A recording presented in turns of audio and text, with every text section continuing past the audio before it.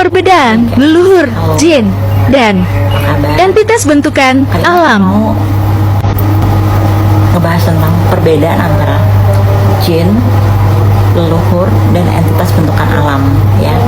Jin, leluhur, dan entitas bentukan alam, bedanya apa? Yuk kita bahas.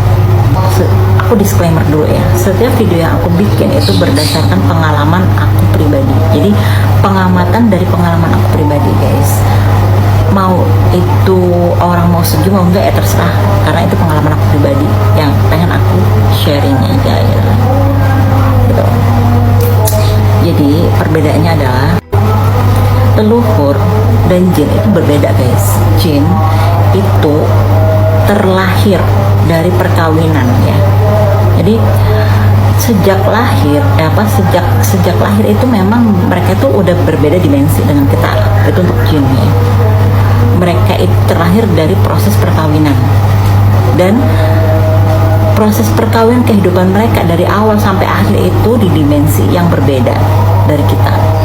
Entah itu di dimensi lebih tinggi atau berbeda dimensi, it's okay, itu terserah kalian menganggapnya gimana. Yang penting intinya itu berbeda dimensi dengan dimensi kita. Itu jin. Yang kedua, leluhur.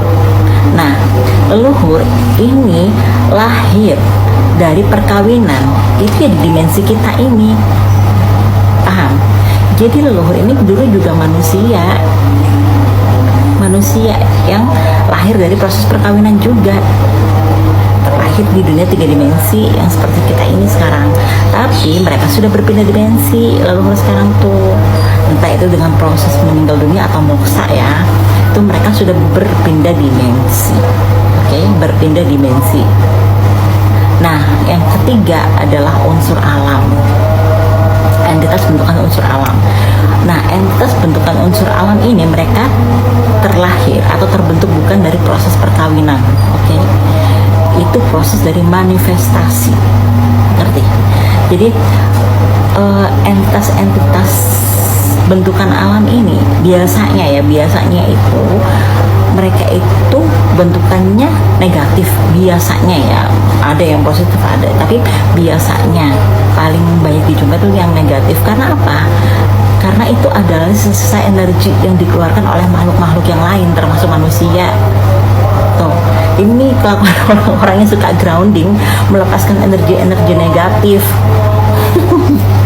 Kadang tuh gimana ya kalau orang melepaskan energi negatif dengan mengganti dengan energi positif, padahal nggak boleh dilepas, tuh harus diproses dulu biar nggak jadi sampah energi yang jadinya entitas-entitas itu menurut pengalaman aku pribadi ya guys. Boleh setuju boleh nggak terserah, cukup itu aja. Jadi perbedaannya adalah 3 ini.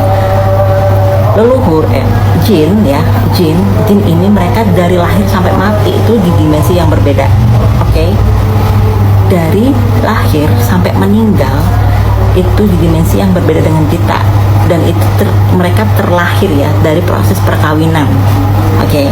Sedangkan leluhur mereka dari awal sampai meninggal itu di dimensi kita, kemudian berpindah ke dimensi yang lebih tinggi, itu yang menjadi pamomong kita biasanya gitu.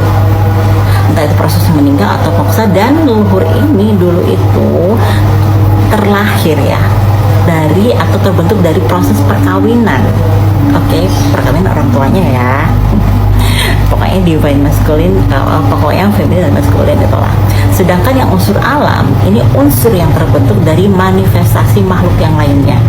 Oke, hasil manifestasi dari makhluk lainnya, residu-residu energi atau energi-energi liar di alam yang terbentuk dari manifestasi makhluk lainnya. Termasuk pikiran kalian tuh menyumbang juga tuh ke energi-energi yang kayak gitu, akhirnya membentuklah dengan proses alami, proses semesta itu membentuk mereka itu sih secara simpelnya gitu. Jadi beda ya guys, bedakan leluhur jin, leluhur, dan entitas bentukan alam. Oke, sekian dulu dari aku, dan sekali lagi ini disclaimer berdasarkan pengalaman aku, pengamatan aku, dari pengalaman aku pribadi. Jadi kalau misalnya ada yang nggak cocok dengan kalian, it's okay gitu, itu cuman aku share pengalaman aku aja gitu guys. Oke, semoga dengan ini bisa nambah referensi kalian mengenai hal ini gitu kan. Dadah, thank you, bye bye, sehat selalu dan bahagia selalu buat kalian.